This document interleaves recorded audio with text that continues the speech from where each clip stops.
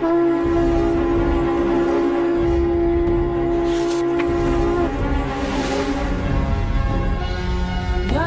यदा हि धर्मस्य ग्लानिर्भवति भारत अभ्युत्थानमधर्मस्य तदात्मानं सृजाम्यहम्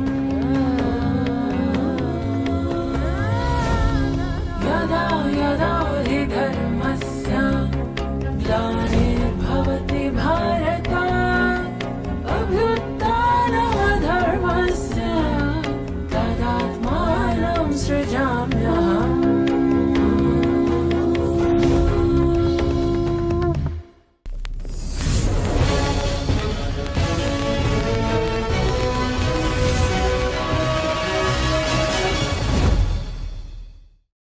வணக்கம். ஓம் சாந்தி. பல நூற்றாண்டுகளாக நாம் சாஸ்திரங்களின் வழிப்படி, மனிதர்களுடைய வழிப்படி, பிறருடைய வழிப்படி, நம் மனம் போனபடி இப்படியே நாம் வாழ்க்கை நடத்தி கொண்டிருந்தோம். நமக்கு தேவையானவற்றிலிருந்து நாம் தேவையானதை எடுத்துக்கொண்டோம். நமக்கு கடினமாக இருக்கும் என்றால் சாஸ்திர வழியை விட்டுவிட்டு பிறருடைய வழி, அதுவும் கடினமாக இருந்தால் தன் வழி, இவை அனைத்து வழியும் கடைபிடித்தும் கூட இன்று மனிதன் கீழ் நோக்கி வந்துவிட்டான். அதனால் இறைவன் இந்த கலியுகத்தோடைய இறுதியில இந்த பூமியில வந்து ஸ்ரீமத், பகவத்கீதையே ஸ்ரீமத் அப்படின்னு அதுக்கு பேரு. ஸ்ரீமத் அப்படின்னா இறைவன் தானாக மனித ஆத்மாக்களுக்கு கொடுத்த வழி. இதைதான் நம்ம பகவானு வாச்ச அப்படின்னு சொல்றோம். இந்த ஸ்ரீமத் என்ன அப்படின்னாக்க, அர்ஜுனர்களாகிய நமக்கு தினம் அமர்ந்து இறைவன் கொடுக்கக்கூடிய இந்த ஞானம், இந்த வழிப்படி நாம் போகும் பொழுது எந்த ஒரு கேள்வியும் மனதுல இல்லை. இப்படியா அப்படியா இல்ல, ஒரே வழிதான். இந்த ஸ்ரீமத்தை நாம் கடைபிடிக்கும் பொழுது மனித ஆத்மாக்களுடைய ஒரு உன்னதிக்கான மார்க்கமாக இருக்கிறதுனால நிச்சயமாக நாம் இந்த தேவத்துவத்தை அடைவது என்பது உறுதியாகிறது. அதனால அடுத்ததாக பரமாத்மா அர்ஜுனனுக்கு என்ன சொல்றார் அப்படின்னா, இதுக்கு முன்னாடி சொன்னாரு என் வழிப்படி நடக்கணும் அப்படின்னு சொல்லி, எப்படி நடக்கணும்னு சொன்னார். ஒருவேளை நடக்கல, யார் இறைவனோட வழியை பின்பற்றலன்னா என்ன ஆகும்? ஏத்வே ததப்யசூயந்தோ நானுதிஷ்டந்தி மே மதம், ஏத்வே ததப்யசூயந்தோ நானுதிஷ்டந்தி மே மதம், சர்வஜ்ஞான விமூடாம்ஸ்தான் வித்தி நஷ்டான சேதசஹ, சர்வஜ்ஞான விமூடாம்ஸ்தான் வித்தி நஷ்டான சேதசஹ. அடுத்ததா என்ன சொல்றார் அப்படின்னா, ஒருவேளை ஏத்வே ததப்யசூயந்தோ நானுதிஷ்டந்தி மே மதம், சில மனித ஆத்மாக்கள் அசூயையால, அதாவது பொறாமையில என்னுடைய வழியை கடைபிடிக்க மாட்டார்கள். நான் அனுதிஷ்டந்தி, அதை ஃபாலோ பண்ண மாட்டாங்க. எப்படிப்பட்டவர்கள்? சர்வஜான விமூடாம்ஸ்தான், தானே சர்வஜானி, எனக்கு தான் எல்லாம் தெரியும். இதுக்கு முன்னாடி கூட பார்த்தோம், அகம் பிரம்மோஸ்மி, நானே இறைவன் நினைக்கும் பொழுது வேற ஒரு இறைவன் வழி எங்கிருந்து வந்தது அப்படின்னு அவங்க நினைக்கலாம். அதனால சர்வஞானியாக தன்னை நினைத்து கொள்வர்கள் விமூடாம்ஸ்தான், விமூடா அப்படின்னா அறிவிலிகளாக மாறிடுறாங்க. தான் வித்தி நஷ்டான சேதசகா, அவர்களுடைய இந்த உயர்ந்த அறிவானது அழிந்து போய் விடுகிறது. அதாவது இறைவனுடைய வழியும் அவங்க கடைபிடிக்கல, அகங்காரத்துல தனக்கு தான் எல்லாம் தெரியும் நினைக்கிறதுனால விமூட ஆத்மாக்கள் அறிவிலிகளாகி அவர்கள் நாசத்தை அடைகிறார்கள். இவ்வளவு பெரிய விஷயத்தை இறைவன் சொல்லிட்டாரு.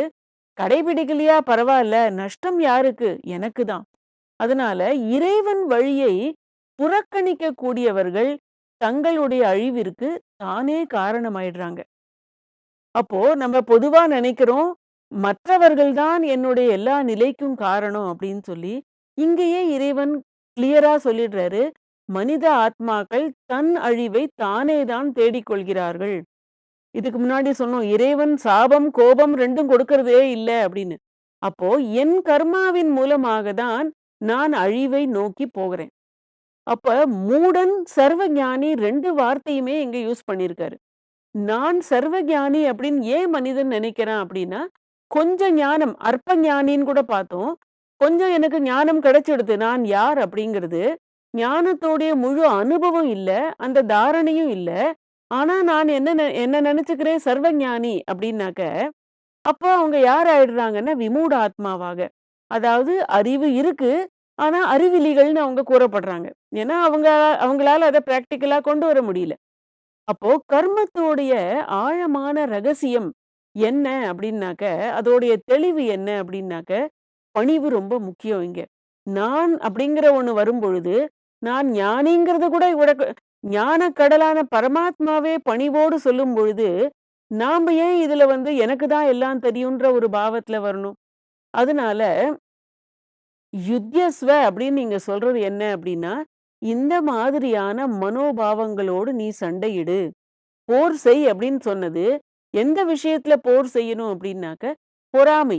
இங்க பொறாமைக்கு என்ன அர்த்தம் அப்படின்னாக்க, இதுக்கு முன்னாடி கூட பார்த்தோம். என்னிடத்திலேயே அனைத்து கர்மங்களையும் அர்ப்பணி, பொறாமைய விட்டுட்டு.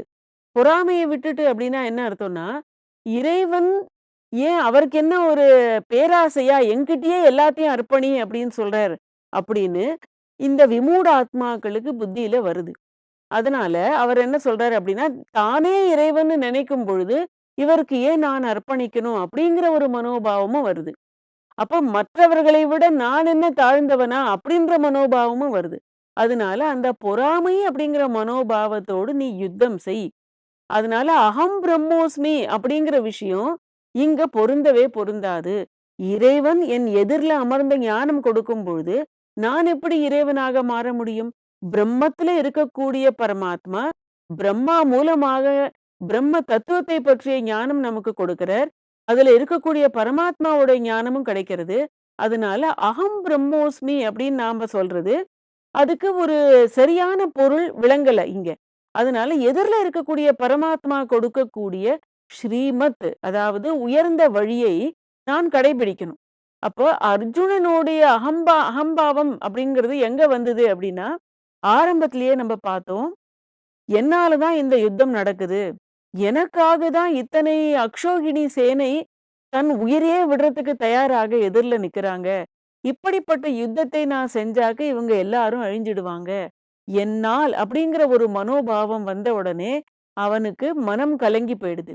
அப்போ இந்த தர்ம யுத்தம் நான் செய்யாட்டா எப்படியா இருந்தாலும் இந்த யுத்தம் நடக்கும் அப்படிங்கிறது அவனுக்கு புரியல. ஏன்னா இது தர்மத்தை நிலைநாட்ட இறைவன் செய்விக்கக்கூடிய யுத்தம். அதுல என்னால தான் நடக்கிறதுங்கிறது இல்ல. அப்போ இந்த யுத்தம் நிச்சயமா இனிமே நிக்க போறதும் இல்ல அப்படிங்கறது அர்ஜுனனுக்கு இறைவன் புரிய வச்சார். அதனால மனதுல இருக்கக்கூடிய அந்த அகம்பாவத்தோடைய ஃபீலிங்ஸ் இருக்கு இல்லையா? அதை நம்ம ஒரு பக்கம் எடுத்து வச்சாதான் நம்ம ஞானியாகி இறைவன் கிட்ட எல்லாத்தையுமே அர்ப்பணிக்க முடியும். அப்போ இந்த மனிதனுடைய மனம் அப்படிங்கிறது கர்ம க்ஷேத்திரம் அப்படின்னு கூட பார்த்தோம். அனைத்து கர்மங்களையும் நாம செய்யணும். இது குருக்ஷேத்திரமும் கூட. அதே கர்ம க்ஷேத்திரம் குருக்ஷேத்திரமாக இருக்கு. ஏற்கனவே தர்ம க்ஷேத்திரமாக இருந்தது. மனிதனுடைய மனம்தான் தர்ம க்ஷேத்திரமா இருந்தது. அப்படிப்பட்ட மனம் குருக்ஷேத்திரமாகிடுது. அந்த இதுல குருக்ஷேத்திரத்துல நான் போர் செய்து வெற்றி அடைந்தால் எனக்கு புகழ் கிடைக்கும் அப்படிங்கிற ஒரு மனோபாவத்துல யுத்தம் செய்ய அர்ஜுனன் ரெடியா இருந்தான். அதனாலதான் அவனுக்கு இந்த மனோநிலையே வந்தது. அப்போ இந்த விமூட ஆத்மாவாக நீ ஆகிடாத அப்படின்னு அர்ஜுனனுக்கும் சேர்த்துதான் இறைவன் சொல்றார். நமக்கு மட்டும் இல்ல. அர்ஜுனன் எதிர்ல இருக்கான். நீ விமூட ஆத்மாவா ஆயிதானே நீ யுத்தம் பண்ண மாட்டேன்னு சொன்ன. அதனால அப்போ நம்ம ஒரு அடி ஞானத்தை நோக்கி எடுத்து வச்சுட்டோம். இப்போ பின்வாங்கறதுல அர்த்தம் இல்ல. இப்ப ஒரு கொஞ்சம் சாஸ்திரம் படிச்சவங்களுக்கு என்ன ஆயிடுது? அவங்களுக்கு தோணுது எனக்கு தான் எல்லாம் தெரியும்னு. ஆனா அதோடைய உச்சியை அவங்க எட்டணும் இல்லையா? அப்ப கொஞ்சம் சாஸ்திரம் படிச்சுட்டு நான் விவாதம் பண்ண சாஸ்திரார்த்தம் பண்றேன், யாரோடையாவது விவாதம் பண்றேன்னு போனாக்க அவங்களால ஜெயிக்க முடியாது. கொஞ்ச தூரம் போறோம். டெல்லி 400 கிலோமீட்டர்ன்னு எழுதியிருக்கு. அப்போ நம்ம அந்த ஹேண்ட் போஸ்ட் கிட்ட போன உடனேவே டெல்லி வந்துடுதா என்ன? வரல. நம்ம என்ன நினைக்கிறோம்னா, ஆமா நான் இங்க வந்தாச்சு. இதுதான் டெல்லின்னு நினைக்கிறாங்க. ஒரு அடிதான் நம்ம ஞானத்தை நோக்கி எடுத்து வச்சிருக்கோம். இன்னும் 400 கிலோமீட்டர் நாம போகணும். இதே மாதிரி தவறான புரிதலோட ஞானத்தோடைய ஒரு துளி எனக்கு கிடைச்ச உடனே தன்னை ஞானின்னு நெனச்சுக்கிறதுனால, அவங்க வந்து அதோடைய மீதம் உள்ள ஏணிப்படிய ஏறாமயே விட்டுர்றாங்க. அப்ப விவாதம் பண்றதுக்கு அவங்க ரெடி ஆயிடுறாங்க. அவர்களும் விமூடாத்மா தான். ரொம்ப வருத்தமான விஷயம் என்ன அப்டின்னா, இன்னைக்கு பொதுவாக நெறைய பேர் சாஸ்திரம் படிக்கிறேன்னு ஏதோ ஒருத்தர் ராமாயணம், ஒருத்தர் மகாபாரதம், ஒருத்தர் கீதை ஏதோ கொஞ்சம் கொஞ்சம் எல்லாரும் படிச்சுட்டு, யாராவது போயிட்டு நீங்க இதெல்லாம் கடைபிடிங்க வாழ்க்கையில அப்டின்னு சொன்னாக்க, என்ன சொல்றாங்க அப்டின்னா, இதெல்லாம் சந்நியாசிகளுக்காக இறைவன் சொன்னது. மகாத்மாக்களுக்காக, சாதுக்களுக்காக தானே. நாம எல்லாம் குடும்ப வாழ்க்கையில இருக்கிறவங்களுக்கு, இதெல்லாம் செய்யறதுக்கு எங்க நேரம் ஏது? நாம எப்படி இத வாழ்க்கையில கொண்டு வர முடியும்? இதெல்லாம் அவங்களுடைய வேலைன்னு நெனைக்கிறாங்க. இன்னொரு விஷயம், இந்த தற்பெருமையோட விஷயம் இருக்கு இல்லையா? இத பத்தி இதுக்கு முன்னாடி கூட பார்த்தோம். ராஜா பர்த்ருஹரிய பத்தி நம்ம கேள்விப்பட்டிருக்கோம். அவருக்கு ரொம்ப பெரிய ராஜா, திடீர்னு உள்ள இருந்து வைராக்கியம் வந்து, அவர் வந்து அரண்மனை, நாடை எல்லாத்தையும் இந்த செல்வத்தை எல்லாத்தையும் தொறந்துட்டு காட்டுக்கு போயிடுவாரு. காட்டுக்கு போயிட்டு அங்க அவருக்கு காட்டுல யார் இவங்களுக்கு பிச்சை குடுப்பாங்க? மயானத்துல அந்த பிணத்தை எரிக்கக்கூடிய அதுல வைக்கிற பிண்டத்த சமைச்சு சாப்ட்டு அவர் உயிர் வாழ்வாரு. அத பார்த்துட்டு பார்வதி வந்து பரமாத்மா கிட்ட சொல்லுவாங்க, "இப்பயாவது நீங்க கருணை காட்டுங்க. இவருக்கு முழு பிரம்ம ஞானத்தையும் கொடுங்க" அப்படின்னு சொல்லுவாரு. அவர் சொல்வாரு, "நீ நினைக்கிற அவர் ஞானி ஆயிட்டாரு அப்படின்னு, இப்ப பாரு" அப்படின்னு சொல்லுவாரு. பார்வதி ஒரு மூதாட்டியாக வேஷம் போட்டுக்கிட்டு அவர்கிட்ட போயிட்டு உணவு கேட்க ஒரு பிக்ஷைக்காக போய் நிப்பாங்க. அப்ப அவர் என்ன பண்ணுவாரு, அந்த பிண்டத்திலிருந்து செய்த 2 சப்பாத்தி இருக்கு, 2 ரொட்டி. அந்த 2யும் அவர்கிட்ட அவங்க கிட்ட தானம் பண்ணிடுவாரு. அப்ப அவங்க சொல்லுவாங்க, "உங்களுக்கு ஒண்ணுமே இல்லையே, இந்த 2யும் ஏன் எனக்கு எதுக்கு குடுத்த? 1 நீங்க சாப்ட்டுருக்கலாமே" அப்படின்னு. அப்ப அவர் சொல்லுவாரு, "நான் யாருன்னு உங்களுக்கு தெரியுமா? நான் மிகப்பெரிய ராஜா. பெரிய ராஜாங்கத்தையே நான் துறந்துட்டு, இங்க வைராக்கியத்துல காட்டுக்கு வந்திருக்கேன். இந்த 2 ரொட்டி என்ன பெரிய விஷயமா எனக்கு?" அப்படின்னு சொல்லுவாரு. உடனே அந்த மூதாட்டி மறைஞ்சிடுவாங்க. அப்ப கேட்பாரு இறைவன், "பாத்தியா நான் சொன்ன விஷயம் புரிஞ்சுதா? இவர் தியாகம் பண்ணினாலும், நான் தான் தியாகம் பண்ணேன் அப்படிங்கிற ஒரு மனோபாவத்திலிருந்து விடுபடல. அந்த தற்பெருமை இவர் மனதுல இருக்கு. அதனால இவருக்கு இன்னும் இந்த பிரம்ம ஞானம் எடுத்துக்கிறதுக்கான நேரம் இன்னும் வரல." அப்படின்னு சொல்லி. அப்போ நம்மளுடைய புத்தியானது பௌதீக புத்தியாக மாறும் பொழுதுதான், இந்த ஞானத்த நம்ம முழுமையாக கடைபிடிக்க முடியறதில்ல. அப்ப லோக சங்கிரகத்திலிருந்து ஏன் புத்தி விலகுது அப்படின்னாக்க, மெட்டீரியலிஸ்டிக் புத்தியாக மாறும் பொழுது, இன்னைக்கு நம்ம பார்க்கிறோம், எல்லாருடைய மனதிலுமே இந்த ஈகோ அப்படிங்கிறது ஒரு பெரிய சவாலாக இருக்கு. ஆன்மீகத்தோடைய முதல் சேலஞ்சே ஈகோ தான். அப்போ அந்த ஈகோவ நாம விடணும் அப்படின்னாக்க, பௌதீகவாதத்துல இருக்கக்கூடிய பௌதீக புத்தின்னு சொல்லலாம் இத. பொருள்வாத புத்தின்னு சொல்லலாம். அதிலிருந்து நாம விடுபட்டா தான் ஈகோவ முழுமையாக தியாகம் பண்ண முடியும். அப்பதான் இறைவன் நம்மள முழுமையாக ஏற்றுக்கொள்வர். நம் கர்மங்களையும் அப்பதான் அவர் ஏற்றுக்கொள்வர். அப்போ இந்த முதல்ல ஏற்றுக்கொள்ள சில விஷயங்கள் வந்து என்ன ஆகுறது அப்படின்னா, இறைவன் சொல்ற விஷயங்கள நம்மளால டைரக்ட்டா அப்படியே அக்செப்ட் பண்ண முடியல. கேள்விகள் மனசுல நெறைய வருது. அப்போ சயின்ஸ்ல பல விஷயம் இருக்கு. அதெல்லாம் நமக்கு புரியறதில்ல. ஆனா பொதுவா என்ன சொல்லுவாங்க? முதல்ல வந்து அக்செப்ட் பண்ணிக்கோங்க. அப்புறம் ப்ரூவ் பண்ணலாம். ஹைப்போதசிஸ்ன்னு சொல்லுவாங்க இத. அதே மாதிரி இறைவன் சொல்றாரு, "உனக்கு புரியலையா? பரவால்ல. இத நீ ஏத்துக்கிட்டு செஞ்சு பாரு. அதுக்கு பிறகு அது உனக்கே புரியும்." அதே மாதிரி புத்தியில ஆழ்ந்த நம்பிக்கை புரியவில்லை அப்படின்னாக்க, ஆழ்ந்த நம்பிக்கைங்கிறது ரொம்ப அவசியம்.